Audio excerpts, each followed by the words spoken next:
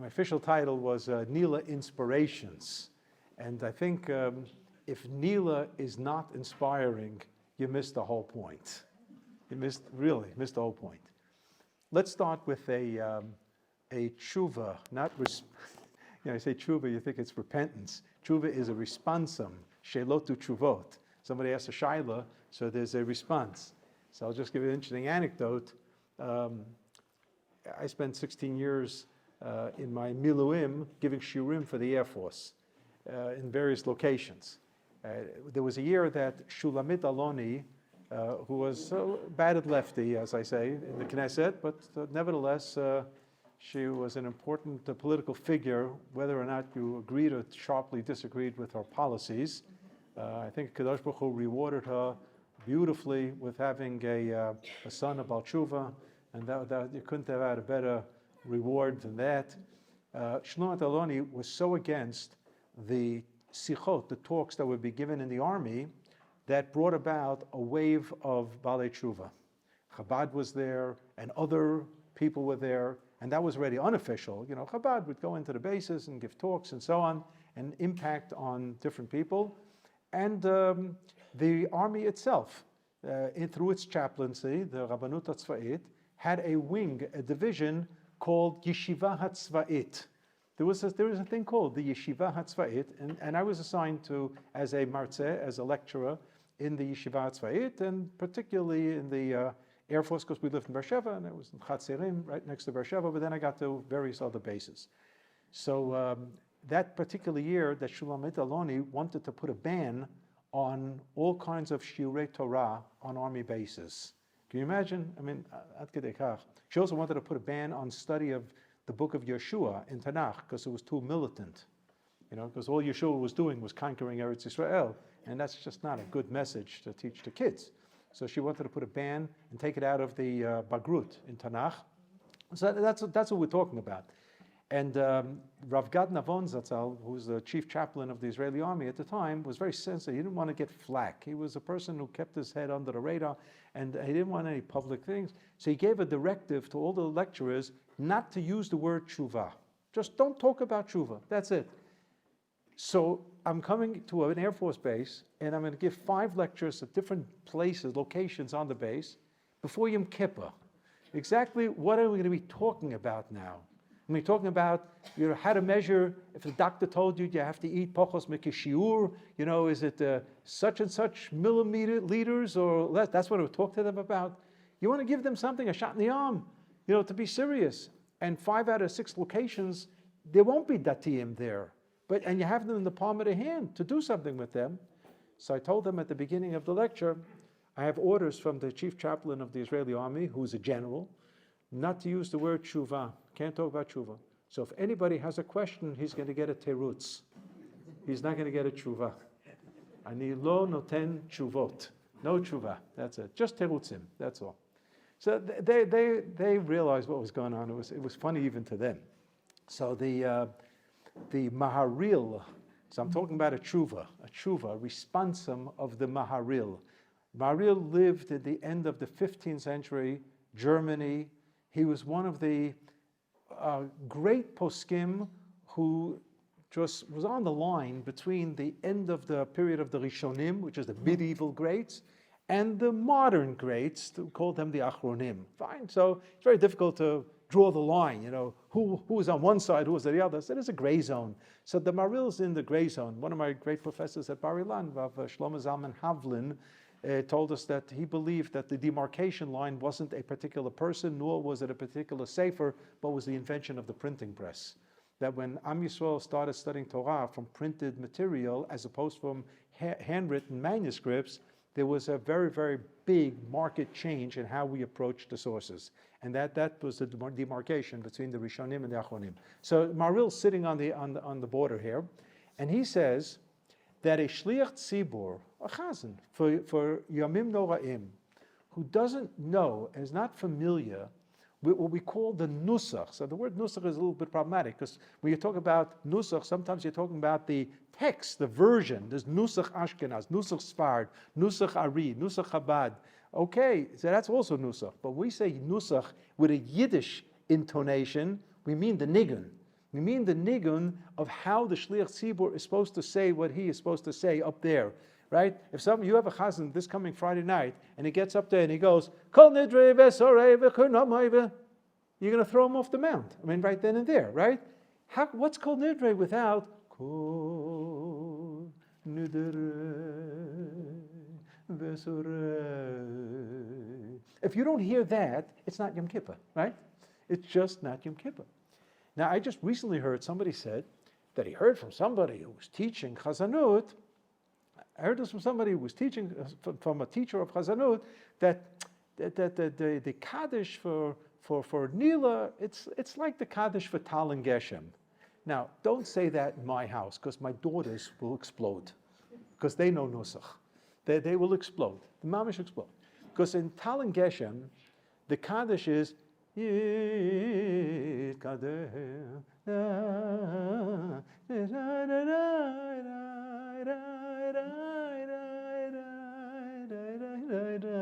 that's Tal and Geshem.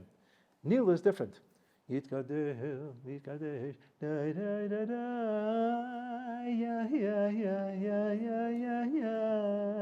Now, I'm not looking for a job, okay? This is not an audition. The nusach, when you hear that nigun already by Kaddish, and then moves into the Chazar Hashatz. The Chazar Hashatz is also this nigun until Kedusha, until V'nem Atah Lachiyot Metim, Baruch Atah Hashem Mechayim Metim, the Chazan of Nila should be doing in Ashkenaz, because Sfarad is different. When I say Sfarad, not Nusach Sfarad Chassidim. I'm talking about the Sfaradim. They have a different tradition of nigun. But the Nusach Ashkenaz, including Nusach Sfarad Chassidim, this is Nila. And a Shliach Tzibur that doesn't know how to do this, the Maril said, should not be a Shliach Tzibur for Nila. Why? Because there's an association of the nigun with the text. So much so, there is a big machloket between Rabbi Yosef Karo in Shulchan Aruch and the Ramah, Rav Moshe Isserles, Sephardi against Ashkenaz. Does the Kaddish before the Shmon Esrei, is it attached? Is it a preamble to the Shmon Esrei? Is it an intro to the Shmon Esrei? Or is a summation of what we just said? Now, what do it mean? What did we just say?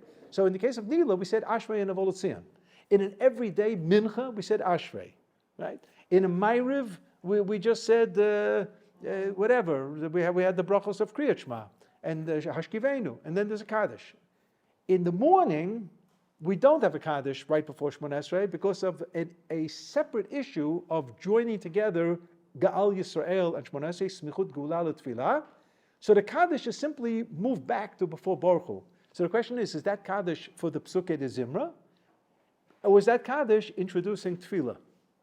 So that's a machloket. So Rabbi Yosef Karo believes that the Kaddish is an intro to what's coming, and the Ramah says it's a summation of what was just said. They take Shabbos in the daytime. So you have Shachris, and then you have Kriyas HaTorah, right? And then the women come. No.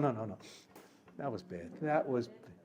Miriam said, then the men come, right? Then some of the men, the stragglers show up. And then the rabbi speaks, and then everybody walks out. No. And then there's Kaddish, and then there's Musaf. So the question is, when should that Dvar Torah be? Should it be before the Kaddish or after Kaddish? What they do in shuls is the rabbi speaks before the Kaddish, and after he finishes, they say the Kaddish at Shmon Esrei. So where is which one, where does it go? So you might say, what's the difference? Everybody's doing it all, but there's got to be some type of ramification for one way or another. The ramification is on Rosh Chodesh, when do we take off tefillin? Men take off tefillin for Musaf on Rosh Chodesh in the weekday. Okay, because it's a quasi-Yom Tov. That's the real reason, because it's quasi-Yom Tov. I know people are going to say because of Kedushat Keter Yitnu L'cha, and this is already a Keter. That only works if you daven Nusach Sfard. But Nusach Ashkenaz people also take off the tefillin, which shows that that's not the reason. The Rav explained the reason is because Musaf is reenactment of Beit HaMikdash, and in Beit HaMikdash, Rosh Chodesh was Yom Tov. Uv'yom simchatchem uv'moadechem uv'rashei chodshechem utkatem b'chatzotzrot ala lotochem v'azevchei shamechem v'yu lochem l'zikaron l'fnei Hashem lokechem. Right? Pashat Ba'alotcha in Bamidbar. So Rosh Chodesh was Yom Tov in Beit HaMikdash. Musaf is a reenactment of Beit HaMikdash atmosphere. It's like Shabbos Yom Tov, no tefillin. When do you take off the tefillin? So in most shuls, they take off the tefillin after the chazan said Kaddish, and then there's a pause. People take off the tefillin, And just that we should begin Shmoneh Esrei together with the Chazan, usually the Chazan gives a little bit of a clap, gives a bang, and everybody knows to start saying Shmoneh Esrei. The Rav believed that the Chazan was supposed to finish putting back the Sefer Torah, and then everybody takes off the tefillin, and then the Chazan should say Kaddish and continue together. Why was he such a stickler? Because he actually, against the opinion of the Ramah, Moshe Isserles, he adopted the opinion of the Sephardi, Rabbi Yosef Karo, that the Kaddish belongs to what's coming. It's an introduction. And the opinion of the Ramah was, we know that after you say a Perek Tehillim, there's room to say Kaddish. That's why after the Shir Shel Yom in the morning, we say Kaddish. Whether it's Kaddish Yatom or somebody else, there's room to say a Kaddish. After L'David Hashem Hori V'Yashi, we say a Kaddish. Sometimes at Askarot, you want to say a Kaddish, so they'll say a Perek Tehillim first. You can't just say a Kaddish. You can't get up here and say a Kaddish. You could say a Kaddish de Rabbanan after a Torah study session. Like if you wanted, after a Shir, that's not our minhag, but if somebody wanted to say a Kaddish de Rabbanan after the Shir, we could do it. Of course, some people are going to say, once that's not going to work, it's a mixed crowd now, beside. But there's room for a Kaddish de Rabbanan after learning. And after a Perek Tehillim, there's room for a Kaddish. So that's something that's known. So after Pesukei de Zimra in the morning, that's Tehillim, Ashrei all the way to the end of Halukah and so on. So there's Kaddish. And according to the Rosh of Karo, that Kaddish doesn't go on Pesukei de Zimra. After Yishtabach, that Kaddish goes on Shmoneh Esrei. Why don't we say it before Shmoneh Esrei? Because of Smichut Geula L'Tfilah. So we repositioned the Kaddish to before Baruch Hu, but it's a Kaddish for something else coming up. So too by Musaf. Musaf, you put back the Sefer Torah, you've said Mizmor LeDavid, or if it's weekday Yom Tov, LeDavid Mizmor, L'Shem Ha'atzim La, Uvnucho Yomar, Eitz Chayim Hin La Machazikaba, everybody singing together, Shivena Shavalecha Meshuva Chadish Menik Kedem. According to the Ramah, you have to say Kaddish, right there. And according to Yosef Karo, the Kaddish is for the Musaf. So the question is, when does the rabbi speak? So according to pure Ashkenaz, Rabbi Moshe Isserles, the Ramah, the Chazan should say Kaddish for the Psukim, and then the rabbi should say what he wants to say, and then go on to Musaf. But he doesn't do that. You know why? Why does the rabbi speak there? The answer is the rabbi's drasha on Shabbos is actually a morphed minhag that goes back to the days of Ezra HaSofer, beginning of Bayit Sheni, that Kriyat Torah is supposed to be accompanied with an interpretation, unkulus, translation. Shnayim Mikra v'chad Targum, that there's Targum. And in Yemenite shuls till this very day, there is unkulus accompaniment to Kriyat Torah. The Baal Korah reads what he reads, and then somebody reads the, what? Usually pasuk by pasuk. Pasuk by pasuk. That's correct. Pasuk by pasuk. Then you read the unkulus. And the unkulus is the translation. Is it just translation? Translation, by definition, means interpretation, by definition. Because the Torah, there's 70 ways to explain the Torah. Shivim panim the Torah. And the minute you translate something, you're automatically explaining something. You become an interpreter and a commentator. And you're only going to get one angle of what that pasuk is saying in translation. That's why when the Torah was translated to Greek over 2,200 years ago in the Targum HaShivim, the Septuagint, on the 8th of Tevet, the Chachamim in Eretz Yisrael ordained a public fast day on the 8th of Tevet, because Torah took a dive. That was the first art scroll. The first art scroll was the Targum HaShivim, and Torah took a dive. You know why it took a dive? They understood that there are going to be people out there who didn't know Hebrew who could benefit from the translation. No doubt about it. Like the German translations of the Torah and the Gemara in the 19th century, and the multiple times that the Torah and the Midrash and the Rambam and everything was translated, the Zohar into English, and it helps enormously. People gain access to Talmud Torah because of it. That there's no doubt about it. But you have to understand it comes at a price. You're only getting a fraction of the full understanding of Torah when you have it in translation. You cannot understand what the Torah is saying if you don't understand it in its original form. So you have this idea of Torah. You have the idea of translations, and So according to the idea that Kriyat Torah goes together with translation, it means explanation. Now, we in Ashkenaz, for already almost 900 years, have given up on reading Onkelos. You know why? Because we need a commentator for the Onkelos, because we break our teeth on the Aramaic. We would use the Chumash to translate the Onkelos. That's what we would do. It would be hafuch al hafuch, as we say. So what entered was that the Rav of the town will give an explanation to some part of the Parshat HaShavua. And here became the Shabbat Drasha. That's how it was born. So the Shabbat Drasha is actually an integral part of Kriyat Torah. It's a type of appendix to Kriyat Torah, and hence it belongs before the Kaddish. Even according to the Ramah, who said the Kaddish goes on the Psukim before, so it goes on his drasha too, because it's all one package deal. And then Musaf is Musaf. But the Rav believed that on Rosh Chodesh we have Kaddish, and then we take off Tefillin, and then we daven Musaf. Why? Because he took the stand of the Sfaradim on this one, and he said the Kaddish belongs to that which is coming, and not which was. And you know what one of his proofs was? It wasn't just intuitive. It was the Nusach. When a person gets up to daven Musaf on Rosh Chodesh, or Chol HaMoed Pesach, or Chol HaMoed Sukkot, he ends Kaddish with Damiran ve'alma v'imru amen. And everybody knows to start mishing the Siddur. If you don't have a machzor, don't daven the regular Musaf, but this is the Musaf of Shalosh Regalim. And when the Chazan does the Nigun of Tal and Geshem, everybody already knows to make the switch to Mashav Uruch Mar Geshem or Mar Tal before the Chazan or any Gabbai is going to make such an announcement. It is that musical click that puts you into the right frame of mind for the upcoming tefillah. And what was very, very strange was that the Rav Zechron Lebracha was not blessed with musical talents, and that's not Lashon Hara or Rechilas. He said it publicly many times over, and I can confirm that it was true.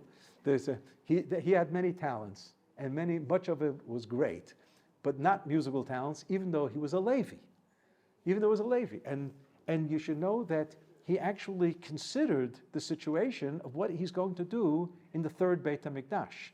Because third Beit HaMikdash, the Leviim, were the choir and the instruments. So what is he going to do? He knew that he wasn't for that. So there's another task, and that was to be the doorman. There was like you have at the White House or other places, you have people who are honor guards, right? Honor guards. So Beit HaMikdash had honor guards, and there were Leviim who stood by the Shar Beit HaMikdash.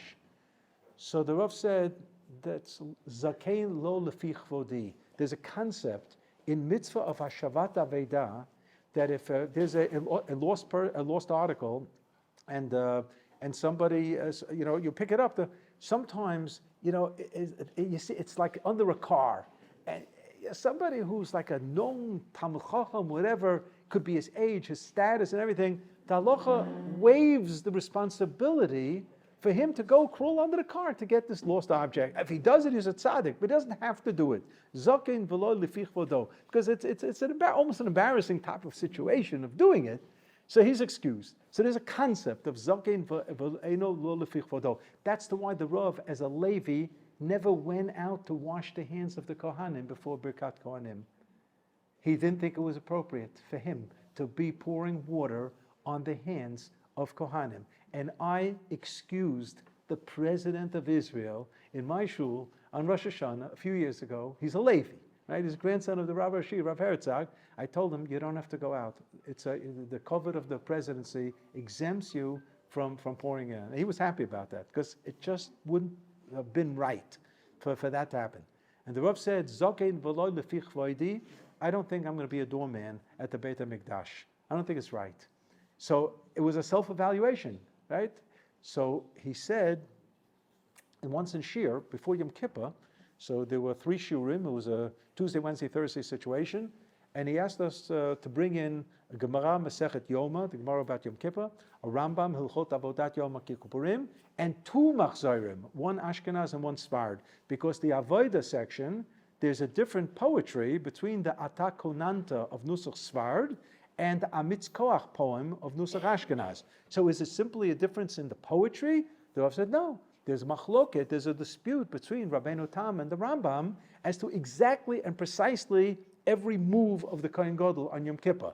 So there's an Ashkenazi take on the Avodah, and there's a Sephardi take on the Avodah. And if you're an Ashkenazi person, today you are reviewing the Avodah the way an Ashkenazi Kohen Gadol would have done it.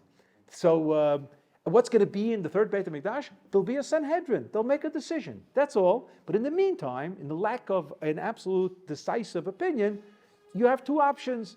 So that's why the Rav wanted to explain the views of the Tosfot, of Rabbeinu Tam and Tosfot, and the Rambam based on the poetry, but most people don't have a clue what they're saying when they say the poetry, and he was interpreting the poetry and so on.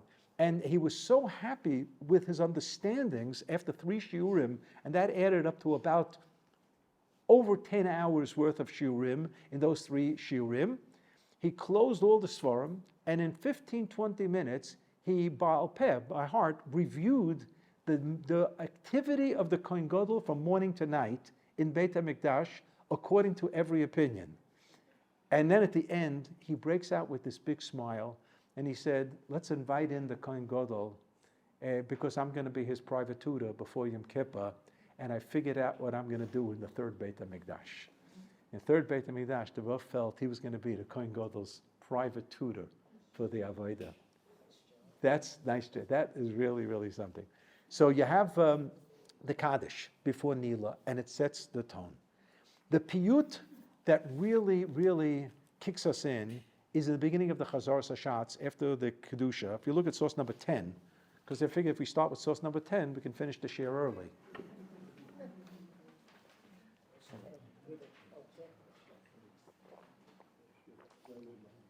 Source number 10 should be in the bottom of the page, right? It is. Mitfilat Nila. Ptach lanu shar be'et ni'ilat sha'ar kifana yom. We ask God to open up the gates at the time that the gates are shutting, because the day is coming to an end. Why is it called ni'ilah? Ni'ilat sha'ar. The gates are closed. Which gates? Which gates? Okay. Scroll up to source number 3. Source number 3. It's from the Talmud Yerushalmi, Masechet Brachot. And the Gemara says, Eimatai hi ni'ilah. When is the proper time to daven Nila?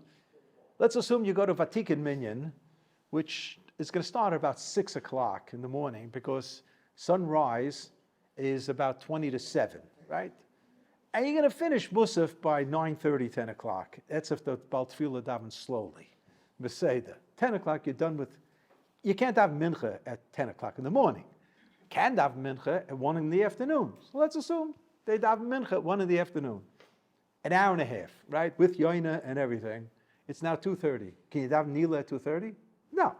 So when is the time for Nila?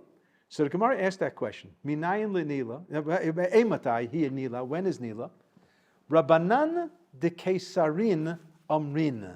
This is Eretz Yisrael Aramaic. Those who are familiar with the Talmud Yerushalmi and do Daf Yomi and are familiar with the Aramaic of the Talmud Bavli, they know that it's a little different dialect. No different than the British who think they speak English and the Americans, right, who speak Brooklynese. Somebody asked me if I would translate my book on the Rov's Conversations. So I said, it's already in translation. Really? What language did you write it? I wrote it in Brooklynese, and Rabbi David Shapiro from Brookline translated it into Brookline proper English. So it's already in translation, So you have dialects. If I hear a person speak Yiddish, I can tell you right away he's from Lithuania, he's from Hungary, he's from Poland, Galicia, he's from Germany. Right away, immediately. Because the intonations are different. Sometimes certain words creep in on the local level. Right? Once upon a time, if somebody said, "Effen the Fenster," open the window, so Fenster is a German word for window, and that's the Yiddish. But if you ask a kid in Borough Park who's growing up on Yiddish, he's going to say, "Effen the Winde." Effen the Winde. The window, the window. Because that's the way it is. This is a natural evolution of languages and all kinds of dialects. So there's a difference between the Aramaic of the Bavlim and the Aramaic of Talmud Yerushalmi. So this is Yerushalmi, and it says there are a lot of nun sofits in the Yerushalmi. Eimatai hinila, who are the Rabbanan from Caesarea? Caesarin is Caesarea. Who are the Rabbanan of Caesarea? So we know that the Talmud Yerushalmi was not written in Yerushalayim. Yerushalayim was destroyed. It was devastated and leveled. And after the Hadrianic persecutions, they built a pagan city, Capitolonia, Aelia Capitolonia, on the ashes of Yerushalayim. And Yerushalayim was, in the Nazi German sense, Judenrein, free of Jews. No Jews lived in Yerushalayim at the time. So the Chachamim who were in Eretz Yisrael lived in the Lower Galil. And the three markers were Tzipori in the middle, Caesarea by the coast, and Tveria on the east. And those three markers, you have the writings of the Talmud Yerushalmi, where it was called the Yerushalmi to remember Yerushalayim. To remember Yerushalayim. It was also called Talmudan de Eretz Yisrael, the Talmud of Eretz Yisrael. And in the classic secular literature, when scholars in the 19th century started opening up Jewish books, it was called the Palestinian Talmud. The Palestinian Talmud. Today, nobody uses the Palestinian Talmud since 1948. It's now the Yerushalmi. The Yerushalmi was lost as a regular learning. It was lost. And people in Bavel didn't really study it. In Europe afterwards, in the Middle Ages, some had access to it, some didn't even have access to it. There was a revival of Yerushalmi study with Rav Kook. That's the beginning of the 20th century, who believed that TORAH Eretz Yisrael has to come alive once again, and we ought to study Talmud Yerushalmi. And it made a revival here in Eretz Yisrael, no doubt. So today, people study it. The Rambam studied Yerushalmi. Everybody knows that he knew more Yerushalmi than anybody else in the Middle Ages. That's a shir in itself, and I'm not going to do that now. But most didn't look at it. So here you have one of the branches of the formation of the Talmud Yerushalmi in Caesarea. Now Caesarea was the port city of entry for the Roman government here in Eretz Yisrael. You know, the Gemara tells us in Masechet Megillah, if somebody tells you that Caesarea is up and Yerushalayim is down, or Caesarea is down and Yerushalayim is up, you can believe it. But if somebody tells you both Caesarea and Yerushalayim are up, and Yerushalayim and Caesarea are both down, don't believe it. It's either or, said Chazal. And Rome was Edom, was the manifestation of Esav, and we were Yaakov, and it was Yaakov in Parshat Toldot, V'rav Yavot Sa'ir, one or the other. That phrase in Parshat Toldot can go either way. And the Rav said that's what the Gemara was saying, that it can go either way. It can't be both of us on stage at the same time. Either we're going to be both out of the picture, or won't be both out of the picture, or both on the picture. It's one or the other. And that's why the Rav felt with Medinat Yisrael, the evolution of Rome became the Catholic Church, and we suffered from them throughout the Middle Ages, and it spills over into the Shoah, no doubt. And the Catholic Church took a beating with the emergence of the State of Israel, because the Catholic Church believed all along that even though perhaps, we don't have to murder Jews any longer, right? Like Pope John the 24th, okay, beseda, you don't have to murder Jews, and you don't have to hold Jews today responsible for the crucifixion, okay, beseda, that's shkoyach, we should make a kiddush, that we're not responsible, and so on. But one thing they couldn't give into, and they called the eternal damnation of the Jewish people. We will be in perpetual galut, no longer coming back to Eretz Yisrael. And by the way, the Reform Judaism signed up on that. They believed that was true.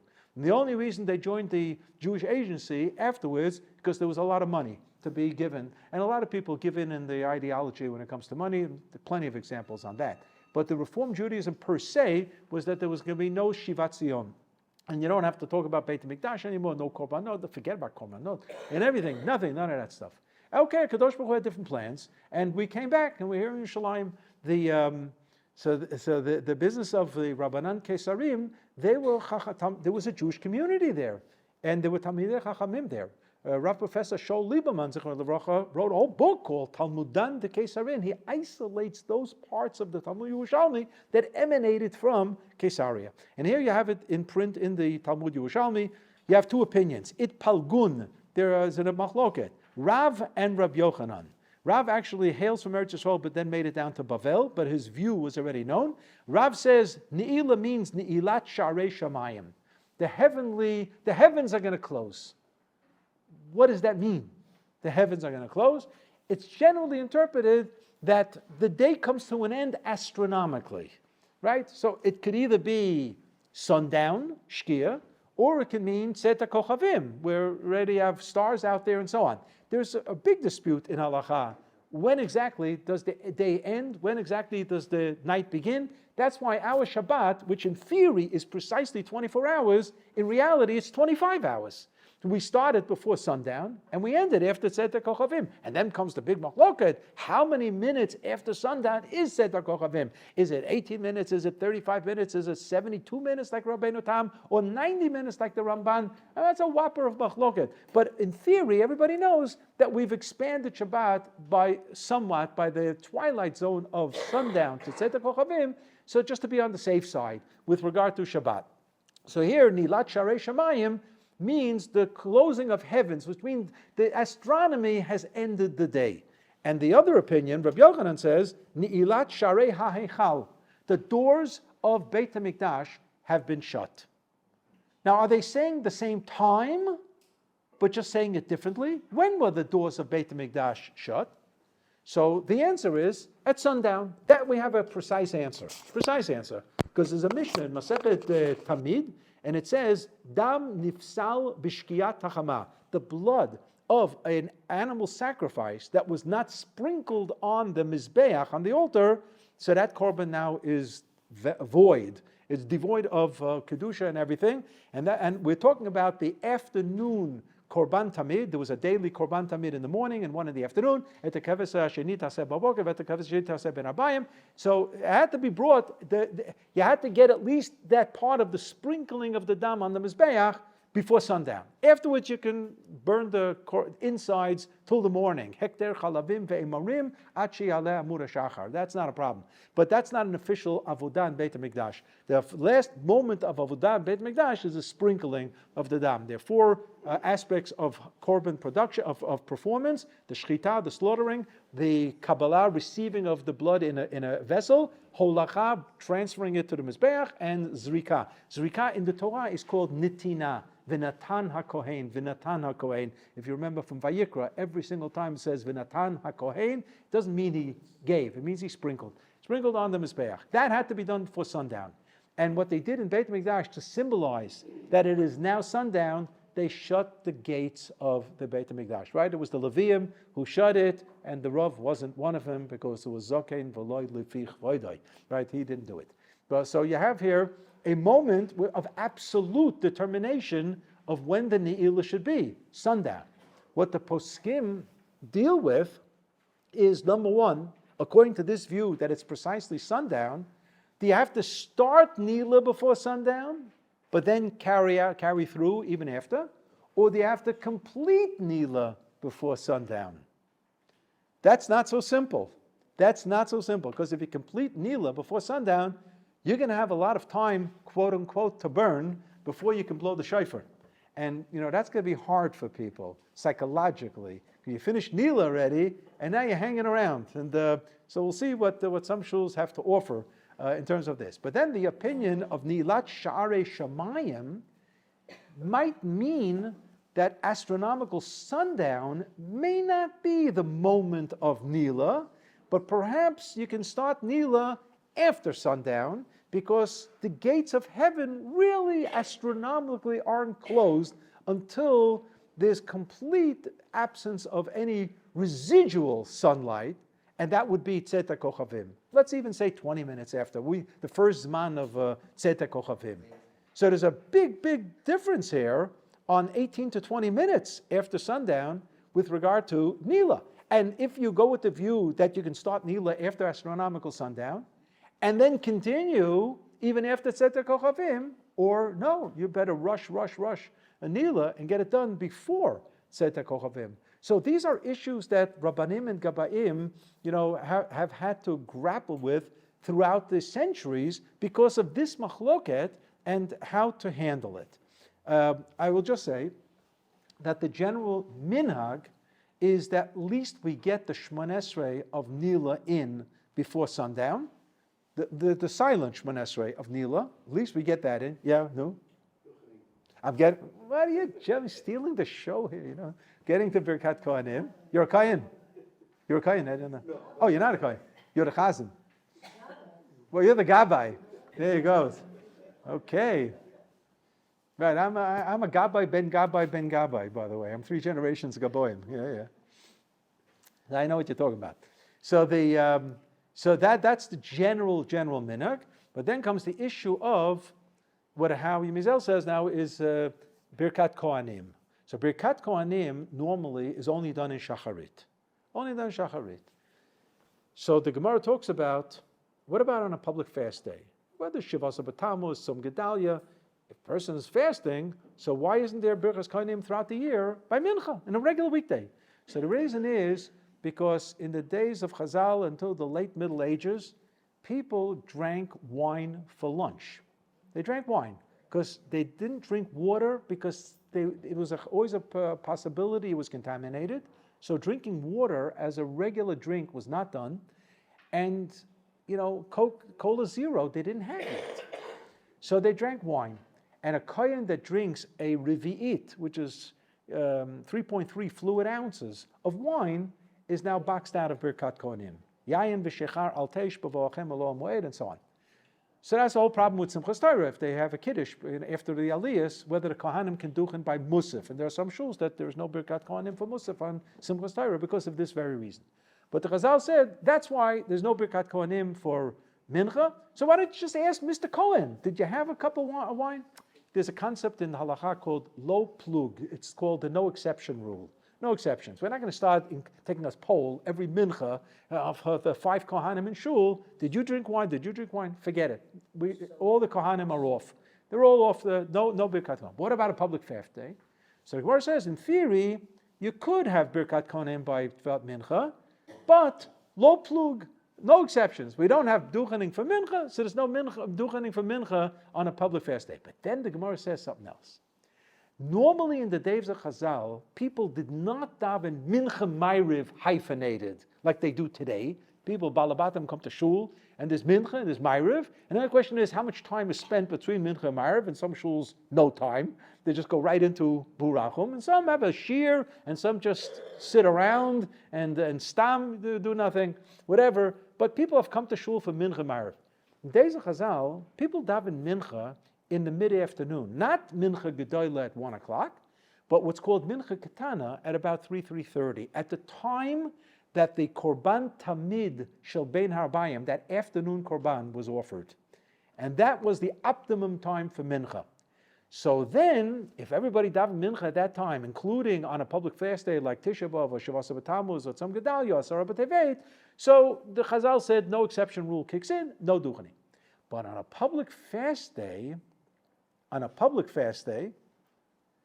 they used to daven mincha right next to shkia, right next to sundown. It was unusual. It was unusual that they didn't daven at 3:30 in the afternoon. They davened at 5:30, 6 o'clock, whenever it was, samach l'shkia.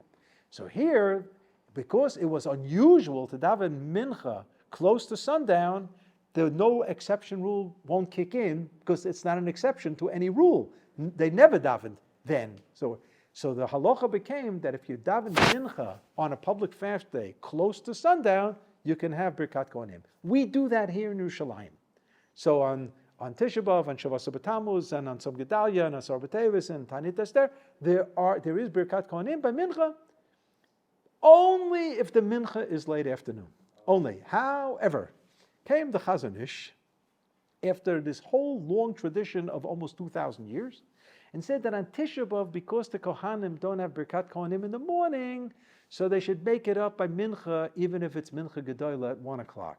That's a whopper of a machloket here in Yerushalayim, to do or not to do. That is the question. I categorically forbade it, but I know that some Rabbanim in their shuls do it, and I'm not here to challenge them. That's okay. But it is clear. Chazal also knew that they didn't have tefillin in the morning, and they never said that mincha on Tisha B'Av there should be berachas kainim. But with regard to Yom Kippur, so here comes the question. So by mincha, it's already not near shkia. Why? Because near shkia is going to be nila. It's going to be nila, and that's going to be near shkia. So mincha is pushed back by an hour and a half, 2 hours.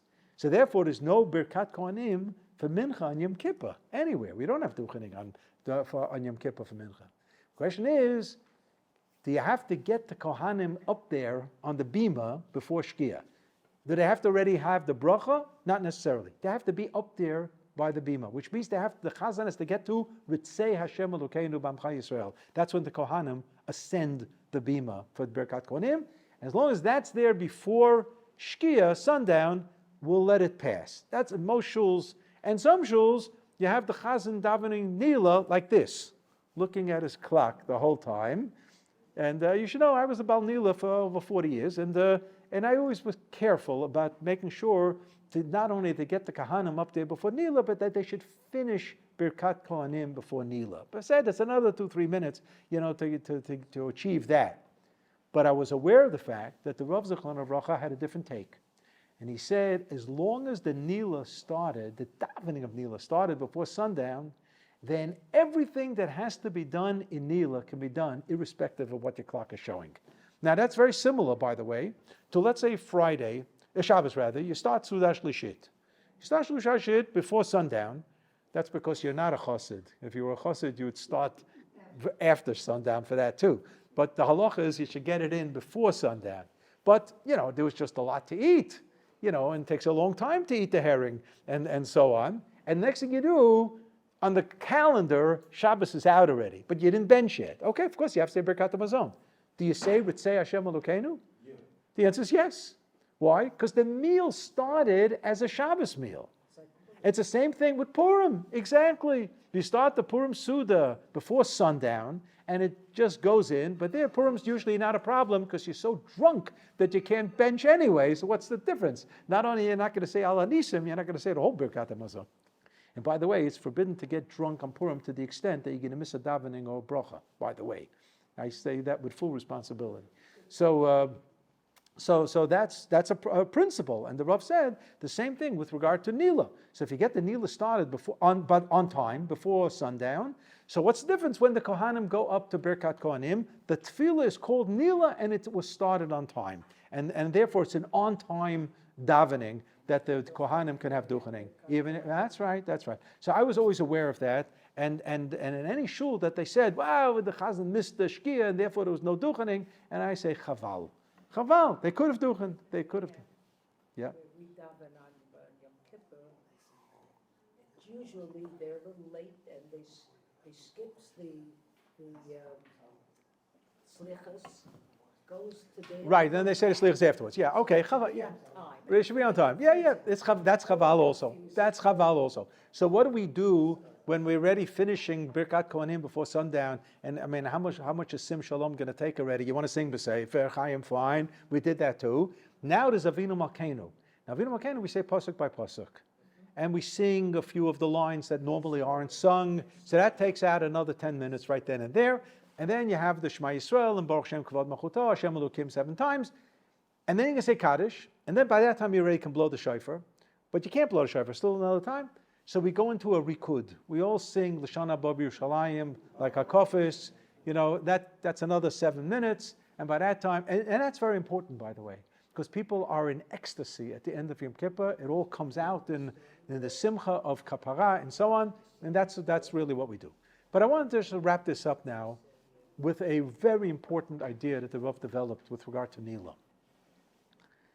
If you look at source number 6, Ya'aleh Tachnunenu me'erev, v'yavo shavatenu miboker, v'yera'eh rinunenu ad erev.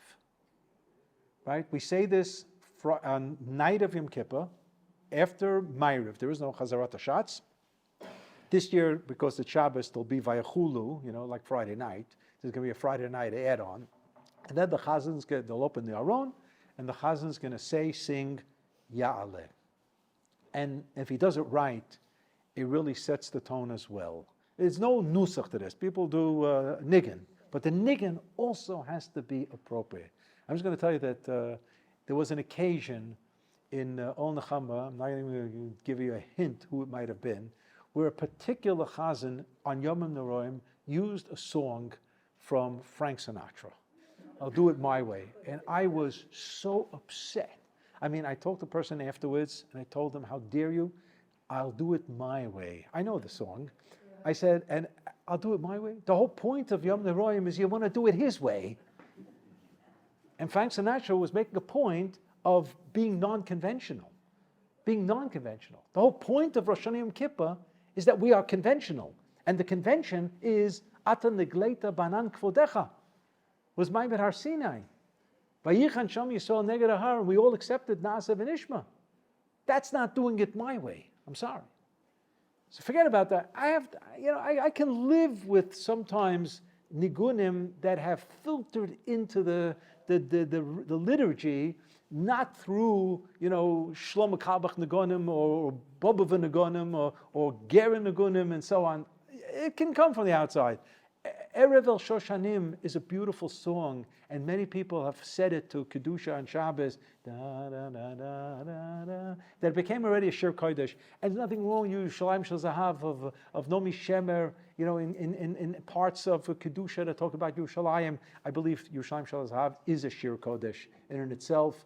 Beseda, so that's okay. But, and the Shlich Tzibur will use a shtickle from Leonard Cohen for Hallelujah. Beseda. And the Kibbutz Lo Dati song of Natana Tokef after the Yom Kippur War, it has so much feeling to it and so on. Beseda. But I'll do it my way from Frank Sinatra. And I also have a problem with people who do Nigunim. The Nigun doesn't fit with the poem. You have to know what kind of poem we're saying. Some of the poems are Shirot v'Tishbachot Barei Olam, and some of the poems are Tchinot. The Nigun has to match that. It has to match that. You can't have a Nigun that you're going to be jolly about. Chatati Aviti. Now, let me say something about this. The Rav said that when he was in Varsha during the World War I era, the family had to flee from Chaslovich, and they were in Varsha. So he was in his teens then, upper teens. He gravitated into a shtibel of Gerech Sidim, and for Yom Noraim. And he thought, for Yom Kippur, he thought they were out of their minds. They were singing Hashamnu Bagadnu Gazalnu. What are they singing about? I mean, our nigun, our nusach is Hashamnu Bagadnu. It doesn't sound like that you're breaking up and crying in that kind of a nigun. And the Rav later in life said, you know what? They were right. Why? He said something sensational. He said there's a problem, there's a real catch-22 with doing tshuva. The Rambam tells us in the 7th chapter of L'chot Tshuva that a sinner, Kadosh Baruch Hu, is not there for him. He's not there. He's this hester panim. He's just not there. So how do you do tshuva? You want to talk to Kadosh Baruch Hu. He's got to be there. He's got to be there to accept your vidui. The mitzvah is confession.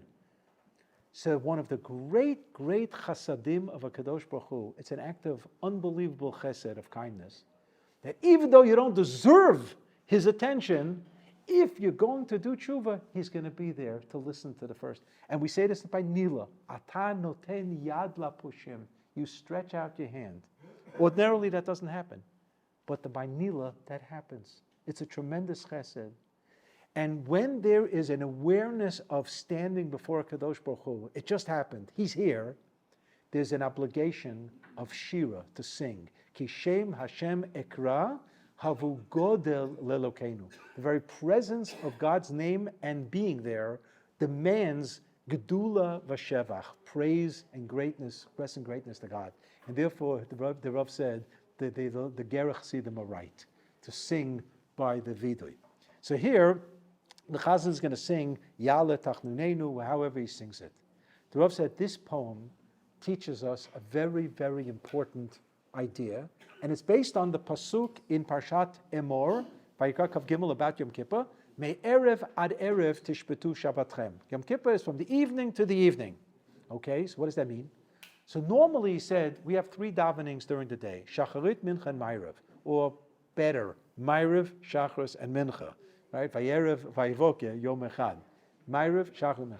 If a person didn't daven Ma'ariv for whatever reason, so there is a concept of tashlumin. You can daven 2 Shmona Esreis on the next opportunity of davening. You forgot to daven Shachris. For whatever reason, person was in an emergency room, busy. So you can daven 2 times Shmona Esrei for Mincha. At the very next opportunity, Musaf can never be made up, and that's it. But the 3 davenings can be made up, but they never. But if a person forgot to daven Shachris and Mincha, he missed those opportunities.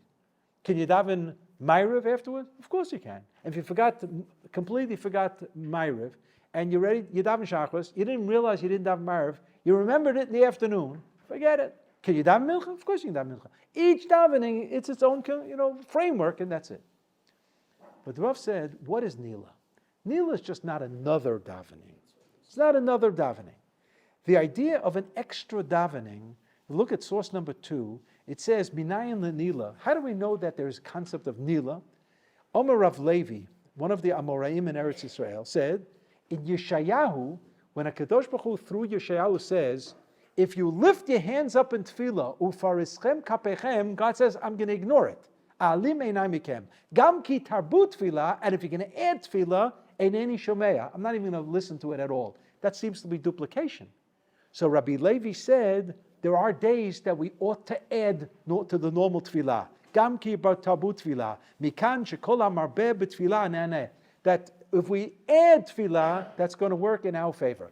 It seems that Nila is just a quantitative addition to the tefillah, and it almost seems like the Rambam says that in the second paragraph of source number 1, where he summarizes all the tefillot. He says, Nimtzu atfilot b'chol yom shalosh. Every day there are 3 tefillot. Arvit, shacharit, mincha. U'b'shabbatot mo'adim roshei chodshechem. Whenever there's a musaf, there are 4. And shalosh kol yom, in case you didn't figure out yourself, v'tfilat musafim, then is musaf.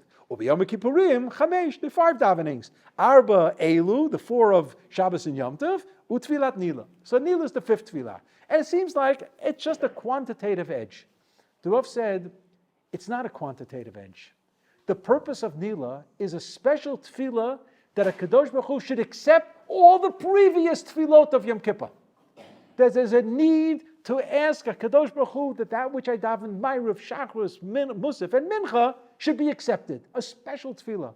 And that's what Nila is. And therefore, said the Rav, that if a person didn't daven the other tefillot of Yom Kippur, it is nonsensical, he said, to daven Nila. Nila is predicated upon the fact that you daven. Now here, there are 2 takes on what the Rav once said. In the Rav's Machzor, Arnold Lustica wrote both times with 2 different sources, and they were both true. The Rav said 2 different things at 2 different times. He may have changed his mind. Once he said that if you forgot, you didn't daven any of the tefillot, a man comes to shul or a woman comes to shul just for Nila, and you have such Nila Jews who just come for Nila because they really want to hear the shofar. They think that's when you can eat. The Beseda, so the Rav said you can't have Nila. Once the Rav said that even if you missed one of the 4 tefillot, you only daven Ma'ariv, Shachris, and Musaf, but you didn't daven Mincha on Yom Kippur, you still can't say Nila.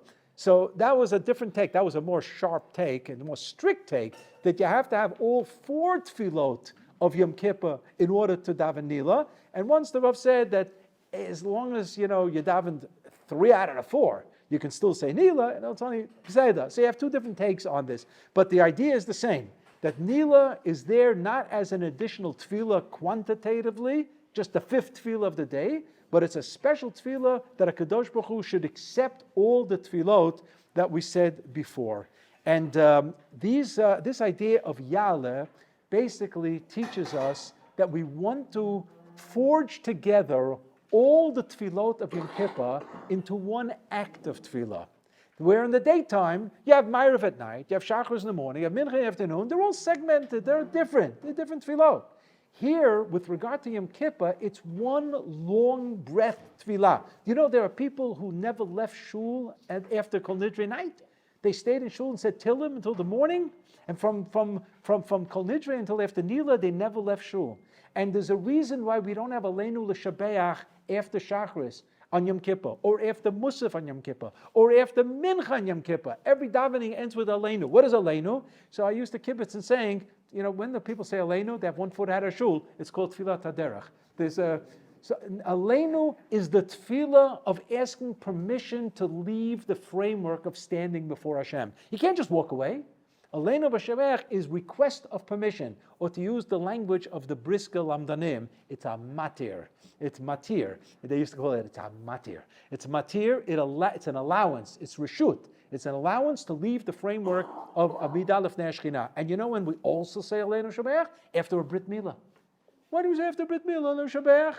So one of the reasons is they used to do the Brit before Ashrei Avol by Shachris, and the Aleinu was just the finishing davening. But if you have a Brit 2 in the afternoon, they're also going to say Aleinu, because there's Shechina at the type of the Brit. And you know when else we say Aleinu?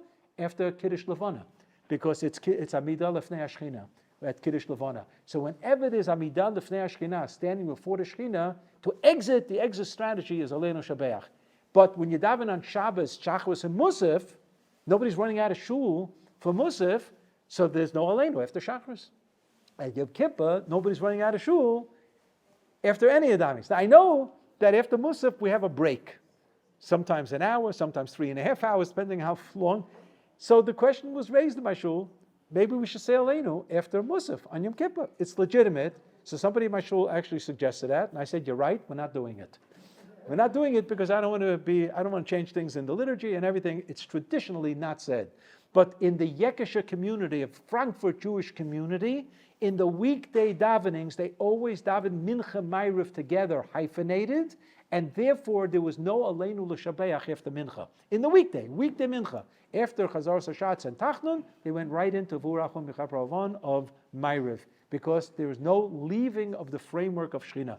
And that's why there's no Aleinu after Nila, because immediately afterwards is Ma'ariv for Motzei Yom Kippur. So if you're not leaving the framework, there's no need for Aleinu Shbeach. The Rav said this is what Yala accomplishes. It puts together all of the tefillot of Yom Kippur into one act of tefillah. Yala tachnuneinu me'erev, v'yavo shavatenu miboker, v'yera'eh rinunenu ad erev. There is a dispute between great Rishonim. Does the kapara, the unique atonement of Yom Kippur, exist throughout the day of Yom Kippur, almost echoing the pasuk, Ki bayom hazeh yichaper aleichem, letaher etchem mikol chatotechem lifnei Hashem titharu. Throughout the day, the Rav explained, Ki bayom hazeh, not on this day, but through the day, through the power of the Kedusha of Yom Kippur, we receive atonement throughout the day, because throughout the day we're lifnei Hashem, we're standing in front of Kadosh Baruch Hu. Or is it at that last climactic moment of Nila? And this is the idea of Tachlanu Shar Be'et Ni'ilat Shar Kifana Yom, and we ask Kadosh Baruch Hu Hayom Yifneh Hashemesh Yavo V'Yifneh Navoa She'arecha. Let's come into the gates as the gates are closing shut, because Kadosh Baruch Hu gave us this day of Yom Kippur B'Tish'a LaChodesh Ba'erev Me'erev Ad Erev Tishbetu Shabbatchem. Kadosh Baruch Hu should give us all a Yom Kippur that will be a Chatima Tova. Chotmeinu b'Sefer HaChayim. Nizacher v'nechatem. Avinu Malkeinu chotmeinu b'Sefer HaChayim Tovim. There should be a Chatima Tova of a bracha of shalom, a bracha of chayim for each and every one of us. It should be a good year, a peaceful year, and a year of bracha and yeshuot v'nechamot.